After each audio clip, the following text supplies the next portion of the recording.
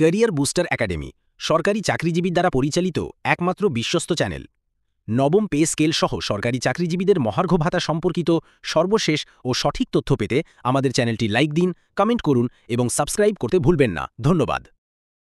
নবম পে কমিশনের চেয়ারম্যান জনাব জাকির আহমেদ খান মহোদয়ের কাছে ঢাকা মহানগরীর 6 সদস্য বিশিষ্ট একটি পরিবার, একেবারে নিম্ন গ্রেডে চাকরিরত একটা 6 সদস্য বিশিষ্ট পরিবার 1 মাস চলতে গেলে যে জিনিসগুলির প্রয়োজন হয় সেই খরচের হিসাবটা আপনার সমীপে তুলে ধরলাম। বাসা ভাড়া ন্যূনতম 10 থেকে 15,000 টাকা, বিদ্যুৎ বিল 1500 থেকে 3000 টাকা, গ্যাস বিল যদি সিলিন্ডার হয় তাহলে 1800 থেকে 2000 টাকা, চাল প্রতিটা পরিবারে 30 থেকে 40 কেজি, একেবারে মিডিয়াম মানের যে মিনিকেট চাল যেটার একেবারে কম দাম সেটাও ন্যূনতম 70 থেকে 90 টাকা কেজি, আটা প্রতিটি পরিবারে 6 থেকে 8 কেজি, মুসুরির ডাল 2 থেকে 3 কেজি, সয়াবিন তেল 6 থেকে 7 কেজি, পেঁয়াজ 5 থেকে 6 কেজি, রসুন 1 থেকে 1.5 কেজি, আদা হাফ কেজি থেকে 1 কেজি, হলুদের গুঁড়া 250 গ্রাম, মরিচের গুঁড়া 250 গ্রাম, লবণ 1 থেকে 1.5 কেজি, অন্যান্য মশলা যেমন এলাচ, দারচিনি, লং, জিরা, তেজপাতা প্রতিটি পরিবারেই 4 থেকে 500 টাকার মশলা লাগে। ডিশ বিল, ওয়াইফাই বিল, 2 ছেলেমেয়ের স্কুল কলেজে বেতন হিসাবে কেউ যদি কিন্ডারগার্টেন স্কুল ও প্রাইভেট কলেজে পড়াশোনা করে, যেমন আমার 2 সন্তান, একজন 5ম শ্রেণীতে পড়ে, তার স্কুলের বেতন 1200 টাকা এবং প্রতি মাসে টিউটোরিয়াল পরীক্ষার জন্য ফি নেয় 200 টাকা, তার মানে 1400 টাকা, এবং কলেজের বেতন 2000 টাকা, বাধ্যতামূলক কোচিংয়ের ফি 2400 টাকা। এরপর বাসায় টিচার রেখে আবার পড়াতে হয়, স্কুলে যা পড়ায় তা কিছুই বোঝে না, তাহলে বাসায় মেয়ের স্কুলের টিচারকে দিতে হয় 3000 টাকা, হুজুরের কাছে আরবি পড়ে তাকে দিতে হয় 1500 টাকা। এরকম 2 সন্তান যাদের রয়েছে তাদের প্রত্যেকের স্কুল কলেজের ব্যয়ভারটা এমনই আসে। কাগজ, কলম, খাতা, স্কুল কলেজের যাতায়াত ভাড়া মাসে ন্যূনতম 2 থেকে 3000 টাকা, টয়লেট টিস্যু, হারপিক, ভীম সাবান, মাজনি, লাক্স সাবান, টুথপেস্ট, ব্রাশ, শ্যাম্পু ইত্যাদি। ফুলের ঝাড়ু, বাবা মা থাকলে পরিবারের 6 সদস্য বিশিষ্ট পরিবার থেকে কমপক্ষে মাসে 1 জন করে চিকিৎসকের শরণাপন্ন হওয়া।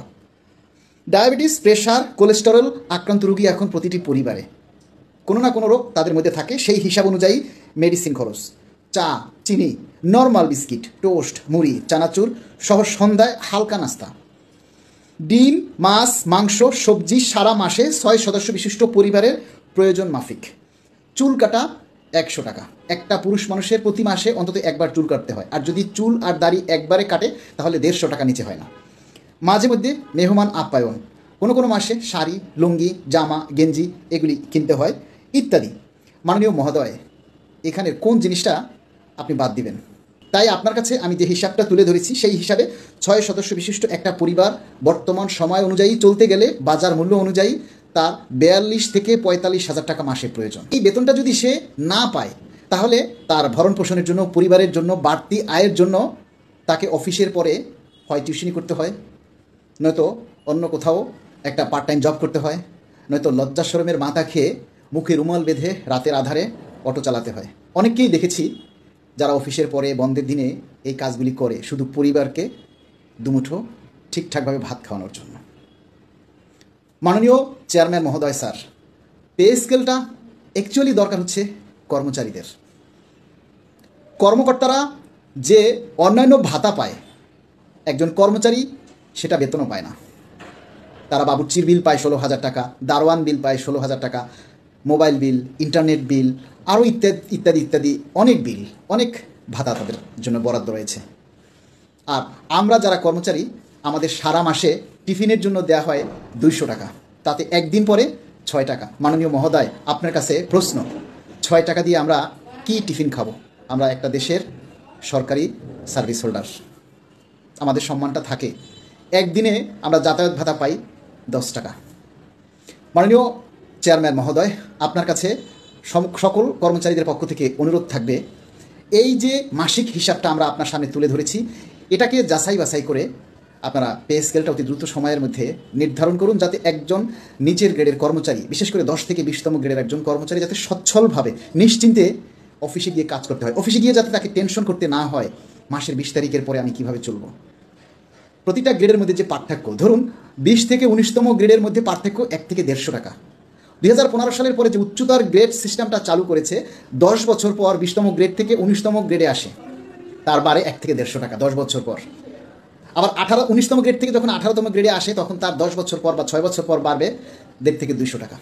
মাননীয় চেয়ারম্যান মহোদয়, আপনার কাছে বিনীত অনুরোধ, যদি গ্রেড সংখ্যা কমানো হয় তাহলে বেতন বৈষম্য 90% কমে যাবে।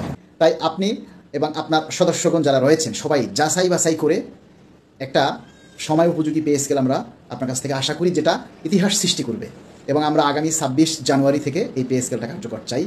প্রিয় বন্ধুগণ, আপনারা যারা পে স্কেলের সুবিধা ভোগ করবেন, আপনারা যদি মনে করেন যে আমার কথাগুলি আপনাদের কথা এবং এই কথাগুলি, এই হিসাবটা যেটা তুলে ধরেছি সেটা সময় উপযোগী, তাহলে অবশ্যই আপনারা এটা ঝড়ের গতিতে শেয়ার করবেন, প্রচার করবেন, যাতে আমাদের পে কমিশনের চেয়ারম্যান অর্থ উপদেষ্টা মহোদয়ের কাছে পৌঁছায়, প্রশাসনের কাছে যাতে পৌঁছায়। যারা রয়েছেন ডিফেন্স, সাধারণ, সবার কাছে অনুরোধ, এটা সময়ের দাবি, সকলের দাবি, সবাই ভিডিওটা শেয়ার করবেন, প্রচার করবেন। আসসালামু আলাইকুম।